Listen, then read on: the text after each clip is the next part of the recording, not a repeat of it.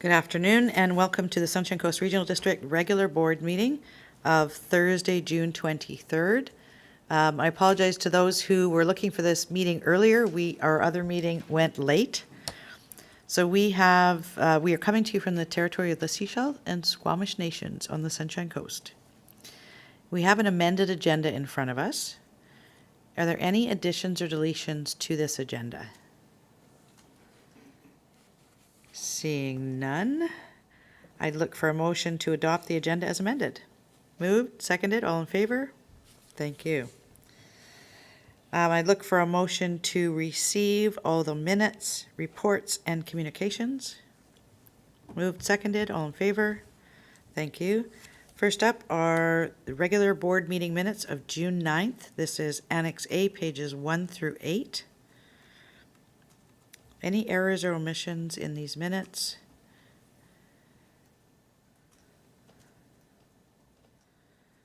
I'd look for a motion to adopt as presented. Moved and seconded, all in favor? Thank you. Any business arising from the minutes or unfinished business? Seeing none, we will move on to reports. Item number 3, Committee of the Whole recommendations numbers 1, 3, 4, and 5, 7, and 8 of June 9th. Recommendations 2 and 6 previously adopted. Are there any of these recommendations that any of the directors would like to pull for separate consideration? Seeing none, I'd look for a motion to adopt recommendations 1, 3 to 5, and 7 and 8 of June 9th. Moved, seconded, all in favor? Thank you.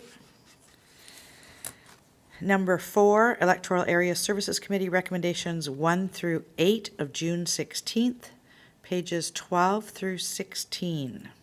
This is Annex C. Again, any recommendations that directors would like pulled for separate consideration? Seeing none, I'd look for a motion to adopt as presented. Moved, seconded, all in favor? Thank you. Then here is an addition. Committee of the Whole recommendations numbers 7, 8, and 11 from this morning's meeting. This is pages 16A through C. And does anybody want any of these pulled for separate consideration? Seeing none, I'd look for a motion to adopt as presented. Moved, seconded, all in favor? Thank you. And then we have the Office of the CAO monthly report, which was provided to us just a short while ago. And I believe we have our CAO with us. Are there any questions for the CAO? Director McMahon. Yeah, since the CAO mentioned Church Road, I take it there's no change in the schedule for repaving Reed Road. It's in an interesting condition at the moment, but thought I'd ask. Thank you for the question, Director McMahon. I don't actually have an update on anything on the paving on Reed Road. Are there any other questions of the CAO on his report? Seeing none, thank you for that. Moving on to communications. So we have a request for a letter of support from Cassandra Fletcher, Executive Director, One Straw Society. And this is with regards to a grant application. They're actually looking at a couple of grant applications. This came in and they indicated that there are a couple of others that have come up in the meantime as well. And they're looking to the SCRD for a letter of support. They've also reached out to the District of Sechelt and maybe to the town of Gibsons. I'm not sure if haven't seen it yet. Okay. I think there's another week or so before the application goes in.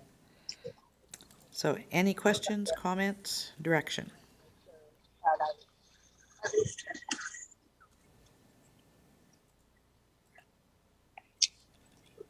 Director Hiltz? I'll move a letter of support. Thank you. And is it seconded? Seconded. Thank you. Director McMahon. Yeah, I just wanted to say that while I support the intent of all these initiatives, I have some questions about various of them because there's not much detail here, and yeah, I wonder about the practicality of some of these, but what the heck? Good intentions. No, I'm good. Hopefully they'll be successful. So it's all good. Okay, I think the reason it's Okay, kind thank of, you so much. And then, so I'll just. sorry, is that DFO? CFO? No, it's Dean. Dean? Dean, okay. You can mute him. I can mute him. Okay, let me mute him. He is muted. He's muted. Okay, cool. I think this is another one of those that's quick turnaround. So, and the deadline is beginning of July, and they were trying to get these, requests into us. So it's fairly generic here. I think once they actually put the application together, I think it's going to be more specific. All right, so the recommendation on the floor that we provide a letter of support to One Straw in support of their grant application. All those in favor? Thank you. No motions, no bylaws, so we move on to director's reports. And how about if we start with Director Hiltz on that end, and we'll move our way down the table. Thank you. Sure, thanks, Chair. I think I have something to say. What have I? Last couple of weeks. First, I'd just like to thank Aidan Buckley. He did a presentation to the West Howe Sound Community Association and reached out, made a connection, introduced people to what he's doing, and I think, he used 85% communications so far since he's been starting, and about 15%, and he's looking to change those and moving into that engagement area more so. The Holland Lands Committee has formulated their recommendations, which should be going to Gibson's Council in the next couple of weeks, I understand, is what it'll be receiving. What else? Let's see. I attended the Sea to Sky Libraries cooperated to do an author reading from Paulette Steeves, who is the author of a book called The Indigenous Paleolithic of the Western Hemisphere. And the theme of the book is, it was interesting that there is a split between Western Hemisphere settler archaeologists who believe that the Indigenous folks only came here at about 12,000 years ago. But there's increasing evidence that the migration for humans to the Western Hemisphere is a much more complicated situation, and it could even reach back to 200,000 years. So what was interesting is that there is, I'm going to say, racism within the archaeological field, is that there is a resistance to seeing those dates pushed back because of time immemorial. The Western archaeologists think 12,000 is far enough. So I didn't know that there was this controversy in terms of how North and South America was settled. So it was a very interesting presentation that she did. I think that's all I have right now, but there might be something more. I'll have to look. Thanks. Thank you. Director Beamish. Thank you, Chair. It's a busy time right now with everybody trying to get ready for summer and plan to have some time off. So we're having regular meetings at Council. We had Council meeting, of course, this week and committee, and then we have a public hearing next week.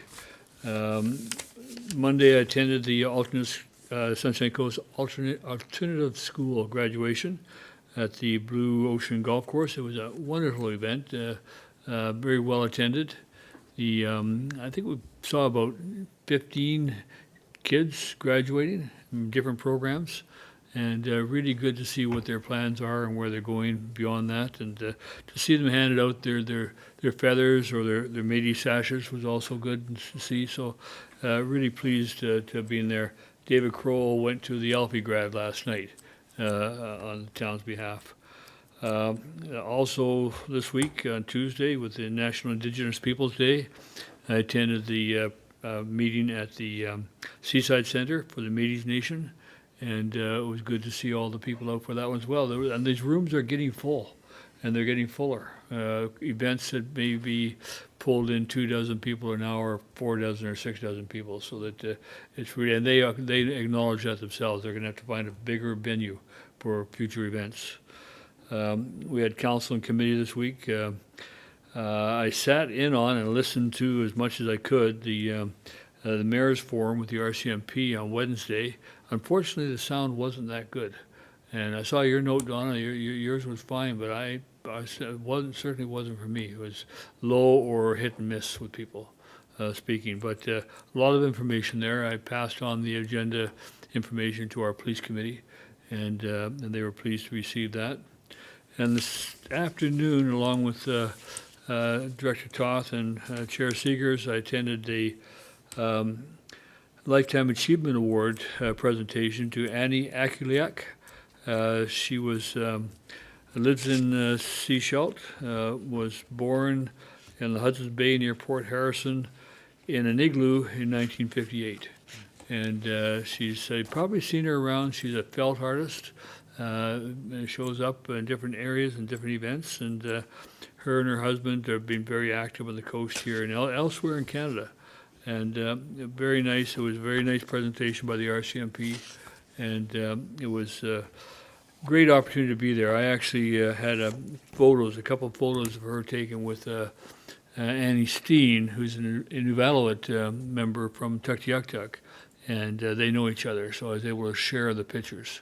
And in fact, then I shared the picture back to Annie Steen of the pictures we took this morning or this afternoon, and she saw those. So nice event, very pleased to have been invited to that and to get there. So thank you. I think that's all for now. Thank you.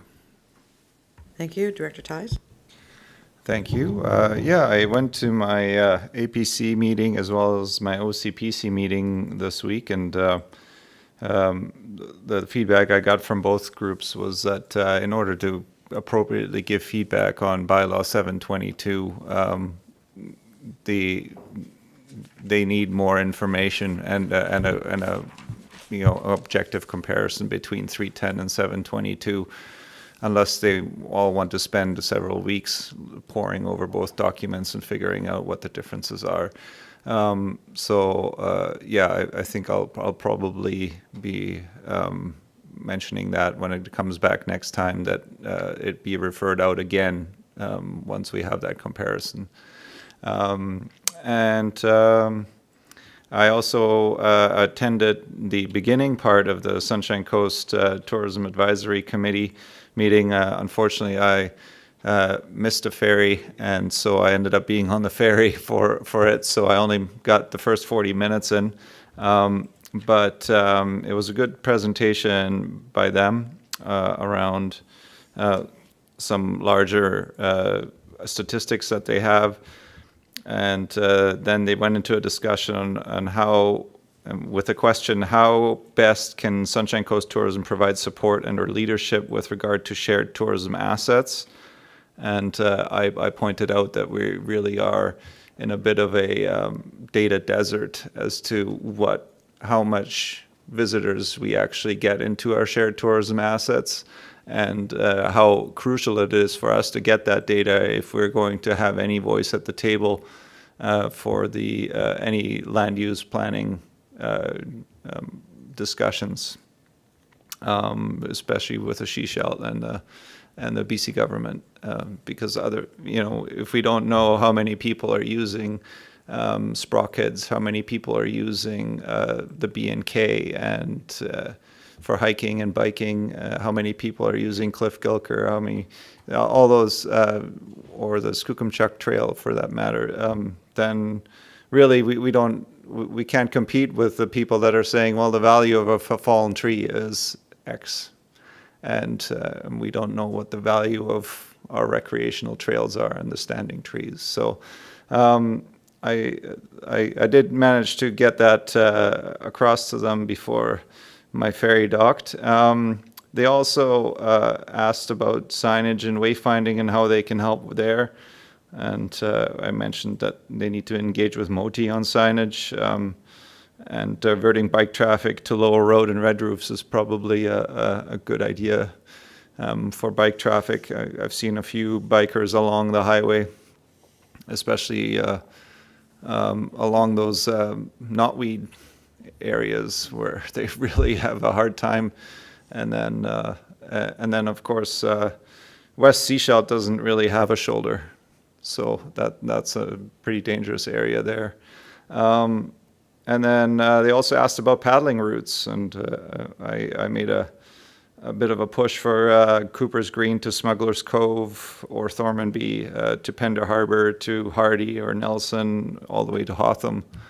And I don't think that's a well-known or popular kayaking multi-dayer, but I think it would be wonderful to actually have people create that as a sort of a bit of an attraction. But yeah, so that was my my meeting with them, and unfortunately I had to duck out early, but I gave them my feedback in writing. So I think Stafford Lumley attended, so he might be able to fill in some of the rest of it, to at least for Director Beamish. That's it for me. Thanks. Thank you, Director Pratt.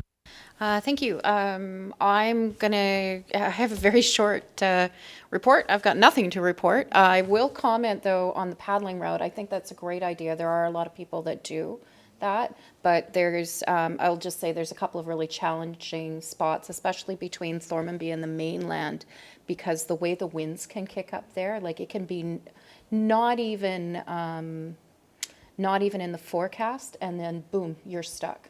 So I know of a former colleague that got stuck on Thormanby Island or Jedediah, one of the islands out there, got stuck there for I think 3 days, and was only planning on staying one night, maybe. So and the water taxis, when it gets choppy enough, they won't even run either. So but it is, as long as, with skill and everything, I think that's a great idea. We have some amazing water sports available in our community, and it's just beautiful, beautiful areas. So I'll definitely have more to report, because there's a lot of stuff that's going on in Half Moon Bay, but it's not until middle of July and everything. It'll be after our next meeting, so I'll wait till then. Thanks. Thank you, Director Lee. Yeah, I'll keep it short here. I met twice with the residents of Merrill Crescent wastewater plant. The issues were the large utility bill increases. Their dispersal field had failed, and even with a 79% grant, they had used up all of their reserves, and so they had to borrow the 21% difference as well. The end result, actually, though, when you do the math, is what they were doing, is a 260% increase between 2015 and 2022. And they were actually looking for me to justify a plant rather than individual septic fields, which I found kind of different. But anyways, those are the I used it as an example in my Spiel article of asset management getting real and what not to do. And it's a very real situation, and we need to make sure we avoid those kind of things. So there's going to be a show and shine up at Pender on August 7th at the Madeira Legion, working on that. And I was helping to build display posts for Tyner Park Storybook Walk. They're going to put storybooks all over, and then the kids wander around and read it from each one. I was surprised it takes so much for a storybook. It's 20 pedestals with 2 pages each. A kid's book is actually 40 pages long, is relatively typical for a kid's book. Mm-hmm. So that's a lot of work to build a storybook walk. And I attended the PHSS Pender Harbor Senior Secondary graduation ceremonies. I mentioned I went to all 3 schools. That little one at Irvin's, the one in Madeira, and the one in Kleindale had been built shortly after, so I went to it too. That's the Pender Harbor Senior Secondary. But then I mentioned that the last time I partook in graduation ceremonies was 55 years ago. I shouldn't have maybe told them that. That was kind of funny. I'm not sure they can comprehend 55 years ago. There's 11 grad students, and they're a great bunch. There was lots of humor. They approach it the right way. And I was very pleased to see Nicholas and Chief Warren Paul there, and making speeches to the kids. It was very nice to see. I don't know that anybody knows it, but approximately 33% of the kids in Pender Harbor are First Nations ancestry. And there was probably 10 of them no, there wasn't that many. There was about 7 of them that actually got the Eagle's feather. Yeah, so the percentage of class was higher than the percentage of people in the community as such. And then I mentioned I retired in 2003, which they kind of didn't understand either. But I did mention how poor I was at retirement, so I left it at that. But I tell you, I really enjoyed myself. I was surprised how jumpy I got public speaking. You need to do more practice. This isn't public speaking hiding behind the bench. You got to get up there by yourself and try her out. Anyways, that's my report. Thank you. Thank you. Director McMahon. Okay, I've been doing quite a bit. I've been getting around to presentations. I saw the aquifer presentation about the Elfinstone aquifer at the town of Gibsons. I watched the climate presentations by Raf Shea at both District of Sechelt and town of Gibsons. That was pretty interesting. Of course, I went to the Climate Leaders Forum at UBC. There were some really good presentations there, and there were some people there to be resources, who were extremely well informed and very helpful, especially the Clean BC senior staff who were there. Sharing stories from the elected trenches was revealing, entertaining, and sometimes disturbing. I really came away with a lot of respect and admiration for my fellow elected directors, some of whom have gone through an awful lot in the last 3.5 years, and the things they've managed to do. And also there were some candidates there who will be running for election and in some very difficult jurisdictions, let's say, and I was very impressed. So let's see what else I've been doing. The AVICC Climate Committee, Scredo, I shared the material with the board this time, finally.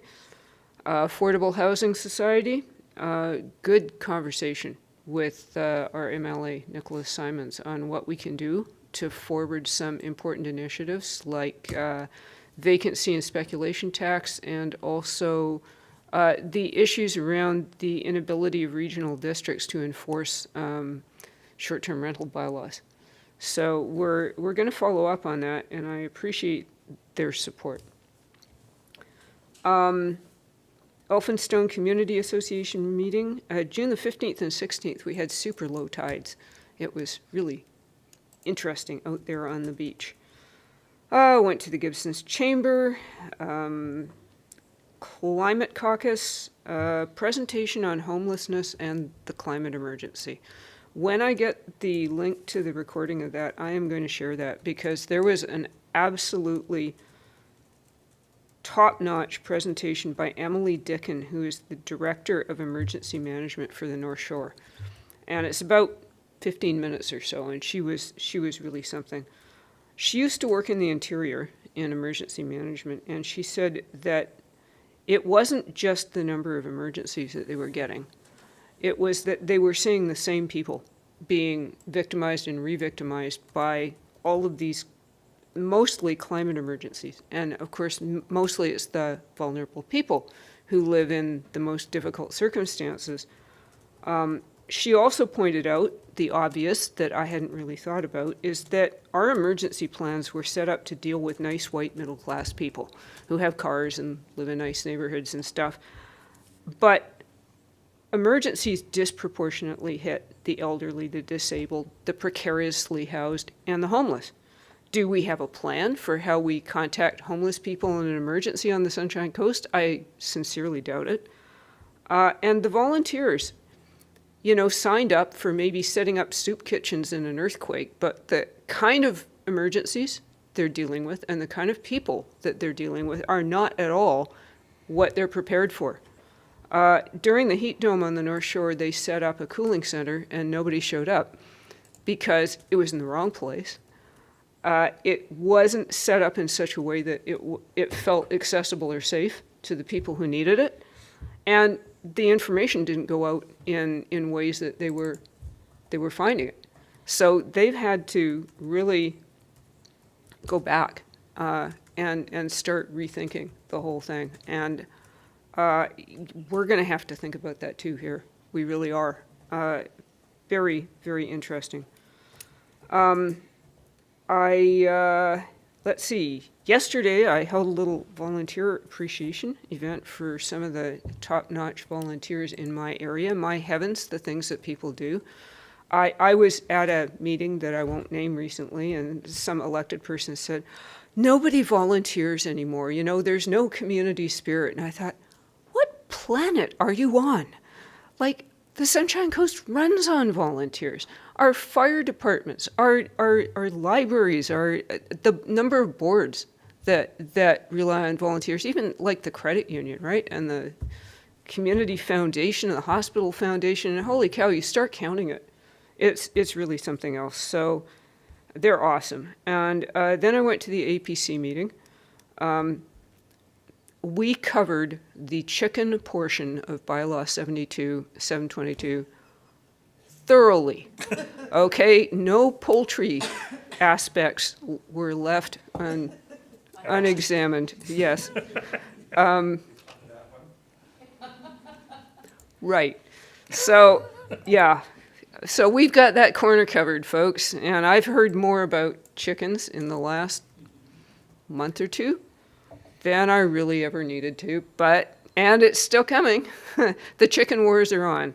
How many chickens is the right number of chickens? 100. I'll tell you that 6 is apparently not enough and 100 is definitely too many. So where the middle ground is in there, I have no idea. And yeah, and how many roosters? Yeah, that was the other one. And it's poultry, not chickens. So, and tonight I'm going to have fun going to the Modi Highway 101 consultation, which is at 6 o'clock. Get out of here. If we ever get out of here. That was a hint, wasn't it? So, over to Director Toth. All right, Director Toth.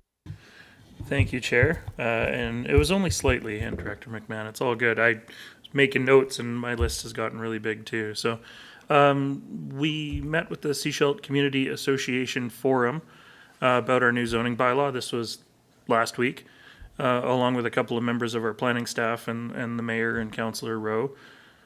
Lots of feedback, a few concerns about making sure there's enough time for feedback, that sort of thing.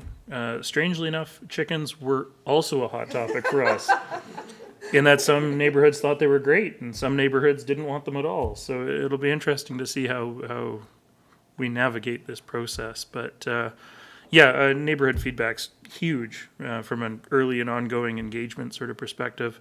The District of Sechelt had its annual general meeting yesterday. A bunch of our staff presented on their division's work for 2021, as reported in our annual report. It was all done in person, which was great to see that many people in the audience, even though I had to zoom in for the meeting myself. So, oh well. And I just wanted to give a little bit of a shout out here, because today is the last day of elementary school, I think, on the whole coast for summer break. Congratulations to all of our grade 7 graduates, which actually includes my own kid, Sarah, whose 13th birthday it also happens to be today. So happy birthday to her, and congratulations to our grade 7 graduates. And finally, I've decided that I'm going to put my name forward for re-election in Sechelt. I have a whole bit written, but it's late. I'm trying to keep it short, so I'll have something posted online by the end of the day. Thanks. Thank you. Congratulations. All right. I'm going to mention a few things. I was elected again to the Board of Directors for Iced Tea, so I'll be representing the Sunshine Coast over there. I was looking to speak with our judge in Sechelt about the prolific offenders. What we're hearing from the downtown and some other areas of the Sunshine Coast is that some of the people who are offending they seem to go in and come out and go in and go out. So it ended up that it got escalated up. I ended up talking to one of the members of the team of the Prolific Offenders Investigation. So they've been tasked by the Solicitor General to talk to people around the province and actually do a report back to them before September. So we spent an hour on the phone, and I laid out all the intertwining issues, and that information will go forward. We had the official opening of the Jane Bowers Dog Park. It's our off-leash dog park in Sechelt. Jane's sister actually came up. We had a really good turnout from the community, lots of dogs and people. And, from the outside, the park looks really small, but it's a half an acre. So when you actually get into the park, they had a blast. And there's benches around, and they had people from the community submit pictures of their dogs and their names, and they actually had an artist who put them onto the 2 garbage bins. So they've got pictures of the dogs, local dogs on there so they're painted on there. So it was a lot of fun. I had a meeting with ICBC, and one of the reasons they were coming over was that they were indicating they're going to close down the claims office in Sechelt. So it was actually closed down. It's on Wharf, and it was actually closed for COVID. And they found that with all of the changes they made in processes, they still have the people working for them, but they're not actually going to open the office again, because they're finding people really enjoy being able to just phone or go online or whatever, or talk to somebody. So they don't actually need the office. So that's not going to be opening up anymore. Director Beamish talked about the alternative school grad. I was at that. I also was at the Chadlich High School grad. There were 77 graduates there. It's the smallest class they've had in a while. But one of the things they indicated was they had almost $150,000 worth of bursaries. So, and that all comes from the community. So very generous of the community in providing those to the grads. I want to talk about RCMP. So I've attended a number of sessions around RCMP. One was the Union of BC Municipality Town Hall on policing. And that has to do with the contract. So the RCMP did not have a contract, or have not had a contract since 2016. Since then, they have started a union, and they have settled a contract. It expires, I think, in 2023, is what they were saying. But because of that, there's back pay that has to be put forward by municipalities. The issue is municipalities were told to put 2.5% away each year to pay that back pay, but on average it's about 3.6%. So a lot of the smaller communities don't have sufficient funds. So UBCM is requesting that the federal government pay that on behalf of municipalities. Don't know where that's going to go, but that's where that started. And then Director Beamish and McMahon and I attended the Mayor's Forum for the RCMP, and we started looking at what some of these costs are. And it's getting expensive. You'll recall earlier we had the presentation by Ecom. All right, so now we've got Ecom, that's a cost for municipalities. We've got the contract settlement, which also includes allowances and overtime. And they're also talking now of body-worn cameras. So the federal government has indicated that body-worn cameras are going to be implemented among the RCMP, and while the federal government is going to cover the costs through 2023, I believe they said, after that it'll be up to municipalities to cover those costs. And it won't necessarily be the RCMP that will be doing the work with the cameras, but that may require more municipal staff to actually, redact faces and different kinds of things. So there are costs, and we don't know what they are. And all of these are coming down onto the municipalities. So while as a regional district or the town of Gibsons, you're not directly paying it, know that it's going to be impacting your residents. So lots of information coming out there, and it's expensive. It's really getting expensive. National Indigenous Peoples Day has already been talked about. I wanted to mention that Siaya Days. is what is going on the Sunshine Coast. This is a collaboration between the Siaya Reconciliation Movement, the Sechelt Nation, and the District of Sechelt. It started on June 21st, which is National Indigenous Peoples Day, and goes right through till July 1st. There are events every day. Most of them are free. So check the District of Sechelt's website, other websites on Facebook, etc. Find some of the events that are going on and see if you can take part or how you can take part.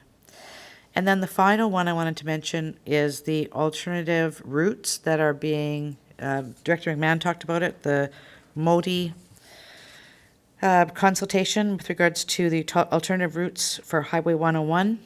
When you're looking at that, I want you to pay particular attention to the area from Havies Road to Wharf Avenue. I think you'll notice that there are no plans for that area, and that's an oversight in my world. That's all I've got. Director Hiltz had something further, and then Director McMahon. Yeah, thanks, Chair. Yeah, the one I missed was I attended the Elfi graduation last night. And again, small graduation class, 76 kids.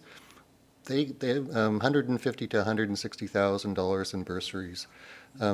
So I guess that's per school, I guess is how it, yeah, so it's tremendously generous community that we have. And it was a long, 2.5 hours watching, but it was really a thrill and actually inspirational to see young people seeing a future. So that was the last thing. Thanks. Thank you, Director McMahon. And I forgot to mention my most important learning, as folks like to say these days. It was in my newsletter, but I had to share it again. A group of vultures perched in a tree is called a committee. And that's the best thing I've heard in a long time. Thank you. Director Toth. Thank you, Chair. I'm surprised at how small those grad classes are. I mean, I know it comes and goes in waves and whatnot, but I think our chat grad class in 2004 was about 185 kids. So just from a perspective, like, that was a full school when they finished the renovations up there back in 2004 or 5. I've totally forgot to mention Canada Day Parade, of course, on July 1st in downtown Sechelt. Parade starts at 10:30 a.m. The routing is back to the sort of classic parade routing down Cowrie Street and then Inlet and Dolphin up to Hackett Park. And we are leading off the parade with the orange shirt walk, followed by the CIA group. So, yeah, just wanted to highlight that. Thank you. Thank you. That'll also be the official opening of the new stage and amphitheater in Hackett Park. So if you're driving around Sechelt, check out what's going on. They're in there painting. There's going to be all kinds of decorative stuff on the amphitheater. It looks good. Director Beamish. Yeah, just while we've been sitting here today, or last night while we were sitting here, or whenever it was, I got an email from regarding the Jazz Festival. Saturday, starts on Saturday at 1 o'clock in Gibson's. I've been asked just to open that, so hope to see you in Gibson's. It should be a nice weekend. And apropos of Director McMahon's comments, my annual report focuses on volunteers, and if you read my comments in the annual report, just recognizing people in the community who have contributed, and not by last name, but just you'll see how I approach it. All right. Any other bits and pieces? If not, we have no bylaws, no in-camera item. I'd look for a motion to adjourn. Moved and seconded. All in favor? Thank you. Any questions from the gallery? Connie?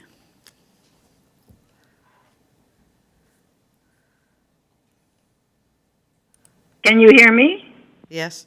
Oh, who's speaking? That's Donna? Hi there. Hello? It's, To the chairperson, sorry. Yeah, I think we've got Donna as well. Donna, go ahead, and then we'll go to Connie. Oh, okay, thank you. I wanted to I have two questions, please. The first one is I believe this has already been settled. I've heard it talked about quite a bit, and the reasons why there isn't going to be a landfill down in near Port Mellon. But someone had mentioned to me that there were 100 acres for sale down at Port Mellon, along with, I think the RD you have land down there as well. And somebody is saying, oh, well, this is easy to solve, this landfill thing. And why not? And I couldn't come up with a good answer, or the pros and cons about burning and barging out and all of that stuff. So I'm wondering if somebody can direct me today who would be the person to see about that, because people seem to think they can solve the problems and, oh, yeah, well, why don't they just do this? And I'm thinking, geez, do you ever go to a meeting and hear anything? So that's been a real problem for me, is not being able to answer or send people to whom for an answer. So today my question is that's already been discussed and it's found that it's not viable. Could that be an answer I could have without having to get into too much detail? Actually, this morning at our meeting, we awarded a contract to a company to put together our solid waste management plan, to look at our All right. long-term options. Okay. And what the staff said at that point was that we're going to look at all of the potential options that are available to us. Yeah, other than incineration. So, And yeah, not burning, yeah. And I was concerned about maybe having to barge, but I guess it depends on where to.